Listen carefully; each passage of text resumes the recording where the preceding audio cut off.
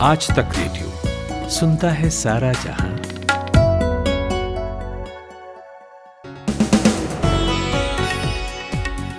बुधवार की शाम हो गई है, तारीख है 21 जुलाई। दिन भर में मैं आपके साथ हूं नितिन ठाकुर। देश दुनिया की खबरें आपको देंगे, लेकिन पहले बकरीद की बधाई लीजिए। त्योहार के ही चलते आज संसद का मॉनसून सत्र भी नहीं हुआ, लेकिन संसद के बाहर सियासत जारी है। उसे कौन रोक सकता है भला। यूं भी राजनीति में अवकाश नहीं होते। तो बात यूपी की होगी, जहां बीएसपी प्रमुख मायावती ब्राह्मण सम्मेलन करने वाली हैं। लेकिन क्या इस बार उनकी सोशल इंजीनियरिंग वोटों की इमारत खड़ी कर सकेगी? नागालैंड में पॉलिटिकल हलचल है। हलचल भी छोटी मोटी नहीं है। लग रहा है कि राज्य में विपक्ष खत्म हो जाएगा। ऐसा क्यों है, समझेंगे एक्सपर्ट से। और आखिर में पंजाब, जहां पर ऑल इज नॉट वेल की स्थिति बनी हुई है। सिद्धू का शक्ति प्रदर्शन हुआ आज। क्या चाह रहे हैं वो, ये समझने की कोशिश होगी। लेकिन पहले हेडलाइन सुनते हैं खुशबू से। शुक्रिया नितिन। तृणमूल कांग्रेस के प्रमुख ममता बनर्जी ने आज कहा है कि भारतीय जनता पार्टी के खिलाफ एक नया फ्रंट बनाने की जरूरत है। उन्होंने ये भी कहा कि लोकसभा चुनाव के अभी 3 साल बाकी हैं, लेकिन बहुत जल्द एक फ्रंट की शुरुआत करनी होगी। आरएसएस प्रमुख मोहन भागवत ने आज कहा है कि सीए एनआरसी का भारत के मुस्लिम नागरिकों से कोई लेना देना नहीं है।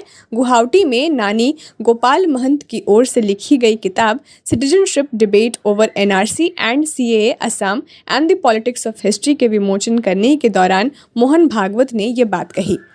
असम के डिब्रूगढ़ में एक महिला डॉक्टर कोरोना के 2 वेरिएंट्स अल्फा और डेल्टा से संक्रमित पाई गई हैं। खास बात यह है कि वो वैक्सीन की दोनों डोज लगवा चुकी थी। Regional medical research centre Dibrugarh के सीनियर साइंटिस्ट डॉक्टर बीजे बोरकाकोटी ने इसकी जानकारी दी है। दिल्ली पुलिस और संयुक्त किसान मोर्चा के बीच बैठक में किसानों ने कहा कि वे कल संसद सत्र के दौरान ही संसद के बाहर यानी जंतर मंतर पर तीनों कृषि कानूनों के खिलाफ धरना देंगे। उन्होंने दावा किया कि 200 की संख्या में किसान 5 अलग अलग बसों में सवार होकर दिल्ली कूच करेंगे। अफगानिस्तान पर कब्जे की लड़ाई में जुटा तालिबान खुद की छवि बचाने के लिए अब भारत के पत्रकार दानिश सिद्दीकी की हत्या से पल्ला झाड़ने में जुट गया है। तालिबान की ओर से तर्क दिया जा रहा है कि अगर दानिश को यहां कवरेज के लिए आना था तो उन्हें पहले तालिबान से इजाज़त लेनी चाहिए थी। चीन के हेनान प्रांत में भारी बारिश से बाढ़ आ गई है, जिसकी चपेट में आकर 12 लोगों की मौत हो गई है। करीब 2 लाख लोगों को सुरक्षित जगहों पर पहुंचाया गया है। बाढ़ की वजह से शहर के कई हिस्सों में बिजली चली गई। ये शहर दुनिया में एप्पल आईफोन के प्रोडक्शन का सबसे बड़ा बेस है। सीबीएसई ने कहा है कि वो प्राइवेट कैटेगरी के छात्रों की परीक्षाएं 16 अगस्त से करवाएगा। 10वीं 12वीं कक्षा के प्राइवेट कैटेगरी के छात्रों की ये परीक्षाएं 16 अगस्त से 15 सितंबर के बीच आयोजित की जाएंगी। सीबीएसई ने कहा है कि यह फैसला सुप्रीम कोर्ट के अनुसार लिया गया है। बोर्ड और सुप्रीम कोर्ट की इस संबंध में विस्तृत चर्चा भी हुई है। और England and Wales cricket board ने भारत के खिलाफ आगामी टेस्ट सीरीज के शुरुआती 2 मैचों के लिए 17 सदस्यीय टीम की घोषणा कर दी है। टीम के कप्तान जो रूट होंगे। तेज गेंदबाज ओली रॉबिन्सन की इंग्लैंड टीम में वापसी हुई है, जबकि तेज गेंदबाज जोफ्रा आर्चर और क्रिस वोक्स चोट के चलते टीम में नहीं चुने गए हैं। आप सुन रहे हैं आज तक रेडियो। यूपी में विधानसभा चुनाव होने के लिए ज्यादा समय बचा नहीं है। आज समाजवादी पार्टी के मुखिया अखिलेश यादव रथ यात्रा पर निकल पड़े। लखनऊ से उन्नाव तक का सफर किया। इसके ठीक बाद यानी 23 जुलाई से बहुजन समाज पार्टी भी अपना चुनावी अभियान शुरू करेगी। मायावती 23 जुलाई से 29 जुलाई तक ब्राह्मण सम्मेलन बुलाने जा रही हैं। राजनीतिक पंडितों का कहना है कि ये उसी स्ट्रेटजी का दोहराव है जिसे अपनाकर मायावती ने आखिरी बार साल 2007 में सत्ता का स्वाद चखा था। लेकिन वो साल दूसरा था, ये साल दूसरा है, तो देखना यह है कि फॉर्मूले का रिजल्ट सेम आता है या नहीं। रविवार को मायावती ने प्रेस कॉन्फ्रेंस में कहा था कि यूपी में ब्राह्मण समाज दुखी है। तभी से लग रहा था कि उनकी पारखी नजरों ने वोटों की संभावनाएं टटोल ली हैं। तो हमने गोरखपुर में रहने वाले सीनियर जर्नलिस्ट मनोज सिंह से बात की और पूछा कि क्या वाकई ब्राह्मणों में योगी सरकार को लेकर नाराजगी है या फिर ये बस चुनावी गुब्बारा है जिसमें विपक्षी हवा भर रहे हैं। कुछ तो लग रहा है कि राजनीतिक भागीदारी को लेकर उनमें असंतोष है। हालांकि ऐसा सच्चाई उतनी नहीं है, क्योंकि भाजपा की सरकार में या संगठन में उत्तर प्रदेश में ब्राह्मणों को की अच्छी खासी तादाद है। ब्राह्मण नेताओं को प्रमुख भूमिका भी मिली हुई है। लेकिन कुछ घटनाओं को लेकर, जैसे कि जो विकास दुबे का प्रकरण हुआ फिर उसके बाद एक इंजीनियर की मुठभेड़ में हत्या हुई थी पुलिस द्वारा लखनऊ में। तो ये सब घटनाओं को लेकर एक रोज सामने आया था और एक ब्राह्मणों के बहुत सारे संगठन ये जरूर आरोप लगाते रहे हैं कि जो मुख्यमंत्री हैं उत्तर प्रदेश सरकार के, वो ठाकुर हैं और उनके रहते क्षत्रियों का ज्यादा प्रतिनिधित्व मिल रहा है।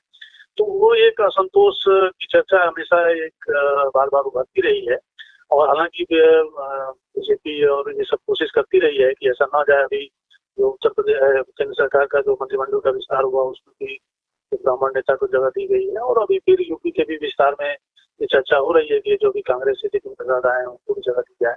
लेकिन ये जरूर एक ब्राह्मणों के साथ एक देखा गया है राजनीतिक रूप से कि वो अपनी स्थितियों को बदलते रहते हैं। जैसे 2007 में वो बीएसपी के साथ थे और बड़ी संख्या में बीएसपी के करीब 40 से अधिक विधायक ब्राह्मण चुने गए थे। लेकिन ये 2017 के चुनाव में सबसे ज्यादा ब्राह्मण विधायक जो है वो बीजेपी के साथ भाजपा के साथ रहे, तो और उनकी संख्या भी ज्यादा रही है। तो ये सबको लगता है, चाहे वो कांग्रेस हो, चाहे सपा हो, चाहे बसपा हो, कि वो आकर्षित कर सकते हैं। मनोज, मायावती जो सोशल इंजीनियरिंग का दांव चलने जा रही हैं, इसका जमीन पर क्या असर देखने को मिल सकता है? क्या उनके कोर वोटर को ये रास आएगा? ये एक सफल बसपा का तो एक सफल प्रयोग रहा है और इसीलिए अपने बलबूते पर सरकार बनाने में कामयाब भी हुए थे कि बहुत सारे जातियों को ओबीसी में भी और अपर कास्ट में भी उन्होंने जोड़ने में सफलता हासिल की थी और उनके अलग अलग अपने पार्टी के अंदर उनके अलग अलग भाईचारा कमेटियां बनाई थी या उसके जरिए उनको जोड़ने की कोशिश की थी। और ये आपको याद होगा कि एक नारा भी चलता है कि शंख बजे ब्राह्मण शंख बजाएगा और हाथी चलता जाएगा। तो ये एक बड़ा नारा था 2007 के चुनाव में, उसका जिसका नतीजा भी भाजपा के पक्ष में रहा था। लेकिन अभी क्या है कि बसपा को एक जो कई चुनाव में जो पराजय हुई और देखने में आ रहा है कि उसके साथ जो कोर वोटर है जो जाटो हो वही अभी उसके साथ रह गया है। बाकी बहुत सारे जो जातियां जो ओबीसी की जातियों को उन्होंने अपने साथ जोड़ने में भी और सवर्णों में खासकर ब्राह्मणों को जोड़ने में जो सफलता हासिल की थी वो उनसे दूर गए हैं, वो भाजपा के साथ चले गए हैं। और अभी सपा ने बड़ी कोशिश करके बहुत सारे बसपा नेताओं को अपने साथ लिया है और बसपा से एक भगदड़ की भी स्थिति है। बहुत सारे उनके जो संस्थापक नेता रहे हैं वो भी बाहर जा रहे हैं। तो बसपा को अपनी एक वजूद को बचाने की चुनौती उत्तर प्रदेश में उसको सामना करना पड़ा है। चंद्रशेखर आजाद का एक उदय भी एक दलितों के भीतर उनको आकर्षित कर रहा है। तो एक आजाद समाज पार्टी भी उनके लिए एक चुनौती बनी हुई कि क्या दलितों को वोट को भी बसपा बचा पाएगी कि नहीं। इसके अलावा और जो जातियों जो सोशल इंजीनियरिंग जिसमें करते हैं कि ओबीसी के विभिन्न जातियों को, अपर कास्ट के कुछ जातियों को अपने साथ लेकर ही यूपी में एक सफलता प्राप्त की जा सकती है। और भाजपा ने क्या किया कि सपा के और बसपा की जो सोशल इंजीनियरिंग है उससे वो कोई बहुत आगे लेकर गई है, इसीलिए उसको 2017 हिंदुत्व के साथ उसने सोशल इंजीनियरिंग को जोड़ा और उससे उसको सफलता मिली है। तो अब वो एक नई चुनौती तो दोनों के लिए है, मुझे लगता है कि बसपा के लिए भी है और सपा के लिए भी है कि क्या वो जो भाजपा ने एक सफल सोशल इंजीनियरिंग की है उसका वो काट निकाल पाएंगे कि नहीं निकाल पाएंगे। सुबह सुबह ऐसा लगता है कि सबकी गाड़ी छूट रही है, लेकिन न्यूज़ भी तो मिस हो रही है। स्कूल, कॉलेज या ऑफिस की पूरी तैयारी तो हो जाती है, मगर देश दुनिया की अपडेट्स ले पाते हैं क्या? तो आपकी प्रॉब्लम का स्मार्ट सॉल्यूशन ये है कि अपनी सुबह की शुरुआत आप आज तक रेडियो के साथ कीजिए। कल क्या हुआ और आज क्या हो सकता है, सटीक एनालिसिस, पहले बड़ी खबरें और फिर अखबारों के चुनिंदा मोती। ये है सुबह का खबरनामा, आज का दिन, मेरे यानी नितिन ठाकुर के साथ। जिसने जरा सी भी पॉलिटिकल साइंस पढ़ी है उसे पता है कि बिना विपक्ष के लोकतंत्र का कोई मतलब नहीं। इसलिए जब जब किसी प्रदेश में या केंद्र में सरकार बनती है तो यह भी गौर से देखा जाता है कि लोगों ने क्या सरकार के साथ विपक्ष को भी चुना है या उसे बिल्कुल खारिज कर दिया है। उस राज्य के बारे में आप क्या कहेंगे जहां एक सशक्त ऑपोजिशन हो, लेकिन बावजूद इसके ये लगने लगे कि राज्य ऑपोजिशन लेस हो सकता है? कहानी नागालैंड की है, आपको समझाता हूं।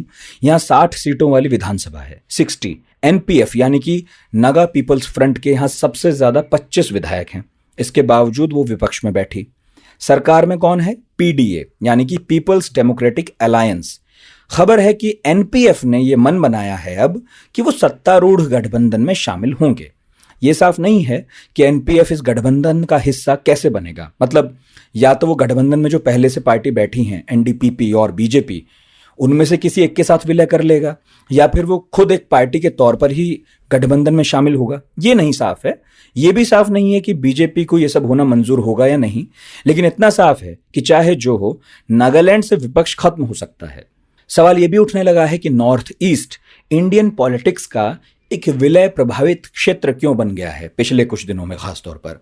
क्या पहले भी किसी स्टेट से विपक्ष ऐसे अचानक छूमंतर हुआ है? यही पूछा मैंने इंडिया टुडे मैगजीन के डेप्यूटी एडिटर और नॉर्थ ईस्ट को बहुत बारीकी से समझने वाले कौशिक डेका से। उदाहरण के तौर पे एकदम विपक्षीय असेंबली था सिक्किम में, लेकिन ये इसलिए नहीं कि दो पार्टी की गठबंधन हो गए थे या दो पार्टी एक हो गए थे। एक ही पार्टी को सारे के सारे सीट मिल गए थे, तो इसलिए वो विपक्षीय हो गए थे। लास्ट टर्म में जो इससे पहले जो सिक्किम के चीफ मिनिस्टर हुआ करते थे, पवन कुमार चामलिंग जी के लास्ट टर्म से पहले वाला जो टर्म था उसमें वो विपक्षी हो गए थे। 32 सीट शायद थे सिक्किम के, है अभी भी, तो उनमें सारे के सारे सीट एक ही पार्टी को मिल गए थे, तो जाहिर सी बात है वो विपक्षी हो गए थे। लेकिन जो दो पार्टी सम्मिलित होके एक हो गए हैं, इस तरह से विपक्षी पहले कभी नहीं हुआ है, क्योंकि ये बहुत ही अजीब स्थिति है। लेकिन अगर नागालैंड के कॉन्टेक्स्ट में हम इस बात को देखें तो बहुत आश्चर्य की बात इसलिए नहीं है, क्योंकि ये जो दोनों पार्टी है, एनपीएफ और एनडीपीपी, ये जो दोनों पार्टी है एक्चुअली तो देखा जाए तो एक ही पार्टी है। इस पार्टी के पहले मुखिया एनपीएफ के मुखिया हुआ करते थे, जो अभी के चीफ मिनिस्टर है नेफू रियो। तो रियो साहब जैसे ही एक बार वो 2014 में एमपी इलेक्शन लड़े और इस आशा में कि वो मोदी सरकार में मंत्री बनेंगे, लेकिन जब वो बात नहीं हुए तो उनके जो उत्तराधिकारी थे पीआर जेलियंग, वो अपने कुर्सी छोड़ने को राजी नहीं हुए। जब रियो साहब ने सोचा कि अब तो सेंट्रल गवर्नमेंट में काम नहीं बने, तो वापस सीएम की कुर्सी चाहते थे, जो दिया नहीं गया। और इसी सिलसिले को आगे बढ़ाते हुए एनपीएफ में बाद में जाके दो हिस्सों में बट गए, और जो नया पार्टी हुआ उनका नेतृत्व किए रियो साहब ने, और वो सत्ता में आए, और एनपीएफ जेलियंग एनपीएफ में ही रहेंगे। तो इसलिए अभी सिचुएशन बदल गया है, तो दोनों ही जो गुट थे एक ही पार्टी के, अब वो एक ही पार्टी होने जा रहे हैं। इसमें देखना ये बात है कि अब वो दोनों पार्टी सम्मिलित होने के बाद बीजेपी की जरूरत पड़ेंगे कि नहीं पड़ेंगे, क्योंकि बीजेपी के 12 एमपी है नागालैंड में, और इन दोनों पार्टी के विभाजन होने में कहीं ना कहीं बीजेपी का एक रोल था। इसलिए अब आगे ये इंटरेस्टिंग होगा कि कितनी दिन तक ये बिल्कुल विपक्षी बने रहे, क्योंकि किसी भी मोमेंट में बीजेपी विपक्ष के तौर पे उभर सकते हैं। हालांकि अभी वो एक ही साइड में है, तो गौर करने वाली बात यही होगी आगे जाके। कौशिक साहब, उत्तर पूर्व में ही इस तरह की स्थिति क्यों हो जाती है कि पूरी की पूरी पार्टी मूव कर जाती है इधर से उधर? क्या हिस्टोरिकल कॉन्टेक्स्ट, रीजनल मूवमेंट्स ने ऐसा बैकग्राउंड तैयार किया है, या कुछ और वजह आप देखते हैं इसके पीछे? उत्तर पूर्व में असम को छोड़ के आपने ये बात जो कहा है कि पूरी पार्टी ऐसे मूव हो जाते हैं, इसका एक एग्जांपल अरुणाचल प्रदेश में हुआ था, जब पेमा खांडू के नेतृत्व में कांग्रेस पहले एक रीजनल पार्टी में समा गए थे, और उसके बाद पूरा का पूरा पार्टी बीजेपी में अंतर्भुक्त हो गए थे। लेकिन नॉर्थ ईस्ट में ही क्यों होते हैं, पूर्वोत्तर में ही क्यों होते हैं, इसका सीधा अगर जवाब देना पड़े तो ये है कि नॉर्थ ईस्ट में जो पॉलिटिक्स है, सबसे प्राइम मुद्दा जो हमेशा से ही रहता है, ये एथनिक आइडेंटिटी, कल्चरल आइडेंटिटी, और जो नॉर्थ ईस्टर्न जो स्टेट के कम्युनिटी आइडेंटिटी और उनको लेके जितने भी प्राइड है, इन सबको लेके ही पॉलिटिक्स इर्द गिर्द घूमते हैं। और कई स्टेट में, जैसे आपने देखा होगा नागालैंड में है, पहले मिजोरम में भी था, एक भारत सरकार के खिलाफ एक अलगावादी जो भाव है वो भी है, क्योंकि वो ये मानते हैं कि जो नॉर्थ ईस्टर्न स्टेट्स के कल्चर है, आइडेंटिटी है, ये मेन स्ट्रीम भारत है, उनसे अलग है। तो ये कॉन्फ्लिक्ट हमेशा से ही रहा है। तो इसलिए इन जगहों पे जो राष्ट्रीय पार्टी भी है, उनके जो विचारधारा, सेंट्रल विचारधारा है, उनके साथ जो राज्य के नेता है, वो पूरी तरह सहमत नहीं हो सकते। हालांकि अभी धीरे धीरे इंटीग्रेशन हो रहे हैं विचारधारा में भी बीजेपी के थ्रू, लेकिन कांग्रेस के जमाने में क्योंकि कांग्रेस ये भी मानते थे कि हर एक को अपने अपने विचारधारा रखने के लिए एक फ्रीडम भी देते थे, और इसकी वजह से जो आइडियोलॉजिकल बेंडिंग इन लीडर्स के कभी नहीं होते थे राष्ट्रीय दल के तरफ, और जो क्षेत्रीय दल होते थे उनके अलग कोई विचारधारा नहीं होते थे सिवाय की एथनिक आइडेंटिटी और प्राइड को लेके। तो इन दो मुद्दों को देखा जाए तो इसलिए किसी भी नेता के लिए कांग्रेस से बीजेपी जाना या बीजेपी से कांग्रेस आना या कोई क्षेत्रीय पार्टी से कांग्रेस बीजेपी जाना या वापस आना तो कोई बहुत दिक्कत वाली बात नहीं होते हैं। इसलिए सत्ता के जो खेल है इसमें नॉर्थ ईस्टर्न स्टेट्स के कुछ स्टेट्स के जो लीडर्स है वो स्विच करने में ज्यादा हिचकिचाते नहीं है। पंजाब में नवजोत सिंह सिद्धू को प्रदेश अध्यक्ष की कुर्सी मिल गई, लेकिन वो है कि थमने का नाम नहीं ले रहे। आज स्वर्ण मंदिर का दौरा किया, अपने समर्थकों से भी मिले और दावा कर रहे हैं कि 80 में से 62 विधायक उनके पक्ष में हैं। सिद्धू की नेताओं से ये मुलाकातें जो हैं उनकी फोटोज आ रही हैं, सोशल मीडिया पर चल रही है और कहा जा रहा है कि शक्ति प्रदर्शन है। ऐसे में सिद्धू और कैप्टन अब एक छतरी के नीचे आ सकेंगे या नहीं, ये सवाल जो है वो बड़ा हो रहा है। प्रदेश अध्यक्ष की कुर्सी मिलने के बाद सिद्धू की सक्रियता और आज का शक्ति प्रदर्शन क्या कहता है, हमने बात की चंडीगढ़ में आज तक रेडियो रिपोर्टर सत्येंद्र चौहान से। देखिए, सबसे पहले मैं आपको बता दूं, नवजोत सिंह सिद्धू को भले ही कांग्रेस का अध्यक्ष बना दिया गया है, लेकिन अभी भी कांग्रेस में पंजाब के अंदर कहीं ना कहीं सियासी संकट गहराया हुआ है। कल की ही बात करें तो राज्य के मुख्यमंत्री कैप्टन अमरिंदर सिंह ने साफ कर दिया है कि वो नवजोत सिंह सिद्धू से मुलाकात नहीं करेंगे। दूसरी तरफ कैबिनेट मंत्री ब्रह्म महिंद्रा ने कहा है कि मैं भी जब तक नवजोत सिंह सिद्धू कैप्टन अमरिंदर सिंह से अपने बयानों को लेकर सार्वजनिक मंच से माफी नहीं मांगते हैं तो मैं भी उन्हें अपना अध्यक्ष नहीं मानूंगा और मैं उनसे मुलाकात नहीं करूंगा। तो नवजोत सिंह सिद्धू के लिए स्थिति ये बनी हुई है कि नवजोत सिंह सिद्धू को फिलहाल अपने शक्ति प्रदर्शन करना है। उनको ये दिखाना है कि मैं राज्य का अध्यक्ष बन गया हूं। अगर आज की बात करें तो सबसे पहले कल पटियाला और आज अमृतसर में वो गए हैं, रोड शो किया है और ये कहा जा रहा है तकरीबन 40 से 50 विधायकों का समर्थन उन्होंने हासिल किया है। एक तरफ वो दावा कर रहे हैं कि उनके ऊपर आला कमान का हाथ है, दूसरी तरफ कैप्टन अमरिंदर सिंह की इम्यूनिटी ये थी कि उनके पास संख्या बल था, विधायक था उनके पास बहुत बड़ा, सारे मंत्री थे। लेकिन नवजोत सिंह सिद्धू अब उस कैप्टन अमरिंदर के पावर सेंटर में सेंध लगाकर विधायकों को अपनी तरफ ले रहे हैं। तो दूसरी तरफ अगर चंडीगढ़ की बात करें तो अभी तक नवजोत सिंह सिद्धू चंडीगढ़ में अध्यक्ष बनने से पहले और बनने के बाद सिर्फ विधायकों से मिलने आए हैं। अभी एक बार भी वो कांग्रेस दफ्तर में नहीं गए हैं। तो कुल मिलाकर जो पंजाब में नवजोत सिंह सिद्धू अपना शक्ति प्रदर्शन कर रहे हैं और इस शक्ति प्रदर्शन के माध्यम से वो एक समर्थन हासिल करना चाहते हैं, जिसमें संदेश ये देना चाहते हैं कि मेरी नजदीकी आला कमान के साथ है और आने वाले टाइम में पंजाब का कप्तान मैं हूं। ये उनका दरअसल एक शो ऑफ स्ट्रेंथ जो वो कर रहे हैं। अच्छा, खबर आ रही थी कि कैप्टन चाहते हैं कि सिद्धू उनसे माफी मांग ले, तो क्या ऐसा कहकर कैप्टन साहब जो है वो आला कमान के फैसले की उपेक्षा कर रहे हैं? अगर ऐसा है तो क्या ये कहा जा सकता है कि पहले सिद्धू बागी दिख रहे थे और अब कैप्टन दिख रहे हैं? देखिए, नवजोत सिंह सिद्धू शुरुआती दौर से ही कैप्टन अमरिंदर के साथ उनकी नहीं बनती थी और कैप्टन अमरिंदर भी उन्हें कोई बहुत ज्यादा चाहते नहीं है। तो इन दोनों के अंदर 36 का आंकड़ा है पंजाब की राजनीति में। ये कोई हिडन सीक्रेट नहीं है, इसके बारे में सबको पता है कि नवजोत सिंह सिद्धू और कैप्टन अमरिंदर सिंह की नहीं बनती है। और जब नवजोत सिंह सिद्धू को अध्यक्ष बनाया जा रहा था तो कैप्टन अमरिंदर सिंह ने पूरी कोशिश की थी कि नवजोत सिंह सिद्धू पंजाब कांग्रेस के अध्यक्ष ना बने। बाकायदा उन्होंने रिटर्न में कांग्रेस अध्यक्ष को चिट्ठी भेजी और उन्होंने यहाँ तक आरोप लगाया कि जो हाईकमान है वो प्रदेश की राजनीति में इंटरफेयर कर रहा है। तो कुल मिलाकर ये पहले ही पता था कि अमरिंदर और नवजोत सिंह सिद्धू का 36 का आंकड़ा है, लेकिन अब उनको हाईकमान ने कांग्रेस का अध्यक्ष बना दिया है। अध्यक्ष बनने के बाद अब जब कैप्टन अमरिंदर सिंह ने ये क्लियर कर दिया कि मुझे अब नवजोत सिंह सिद्धू से नहीं मिलना है और दूसरी तरफ नवजोत सिंह सिद्धू अब कहीं ना कहीं समर्थन हासिल कर रहे हैं विधायकों का, तो ये अभी देखिए कि पंजाब का माहौल पूरा बदलने वाला है। कुछ महीनों के बाद हर एक पार्टी को चुनाव में जाना है। अगर चुनाव की बात करें, चुनाव में जब अध्यक्ष और चीफ मिनिस्टर दो बहुत बड़ी यूनिट्स होती है किसी भी पॉलिटिकल पार्टी में, और खासकर जब आप सत्ता में होते हैं। अब जब दोनों अगर एक मंच शेयर नहीं कर सकते, एक डायस पे दोनों की कुर्सी नहीं लग सकती, तो इसका अल्टीमेटली डैमेज किसको है? ये कांग्रेस पार्टी को है। लिहाजा अब आला कमान को भी ये सोचना पड़ेगा कि आखिर किसको पंजाब का कैप्टन बनाना है। तो कुल मिलाकर जो 36 का आंकड़ा था और जो माहौल पंजाब में अभी बना हुआ है, उससे सिर्फ एक बात निकलकर सामने आती है, all is not well in Punjab. तो आज के दिन भर में बस इतना ही। कुछ कहना सुनना हो तो radio@aajtak.com पर मेल जरूर कीजिएगा।